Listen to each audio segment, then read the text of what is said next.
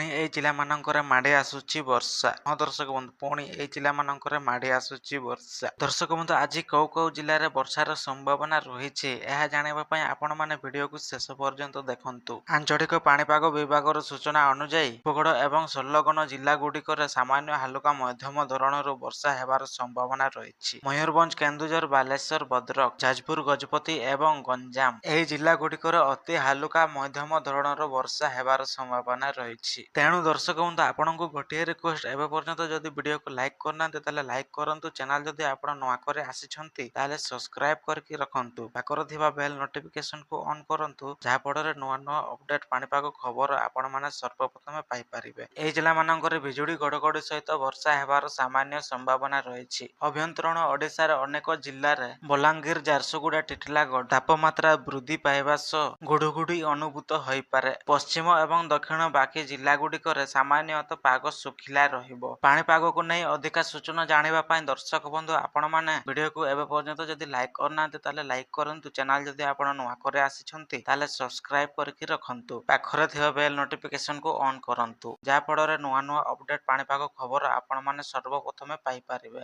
ଦର୍ଶକ ବନ୍ଧୁ, ଏହି ଭିଡିଓଟି ନିହାତି ଭାବରେ ସେୟାର କରନ୍ତୁ, ଯିଏ ଆପଣଙ୍କର ଚାଷୀ ଭାଇ ଭଉଣୀ ମାନଙ୍କ ପାଖକୁ, ସେମାନେ ମଧ୍ୟ ନୂଆ ନୂଆ ଅପଡେଟ୍ ପାଣିପାଗ ଖବର ସର୍ବପ୍ରଥମେ ପାଇପାରିବେ। ଦର୍ଶକ ବନ୍ଧୁ, ଆଜିର ପାଣିପାଗ ଅପଡେଟ୍ ଖବର ଆପଣଙ୍କୁ ନିହାତି ଭାବରେ ଭଲ ଲାଗିଥିବ। ଭିଡିଓଟି ଏଇଠି ସମାପ୍ତ କରୁଛି। ପୁଣି ନେକ୍ସଟ ପାଣିପାଗ ଖବର ଜାଣିବା ପାଇଁ ଆପଣ ଅପେକ୍ଷା କରନ୍ତୁ। ଆଜି ହେଉଛି ମାର୍ଚ୍ଚ 28 ତାରିଖ, ଶନିବାର।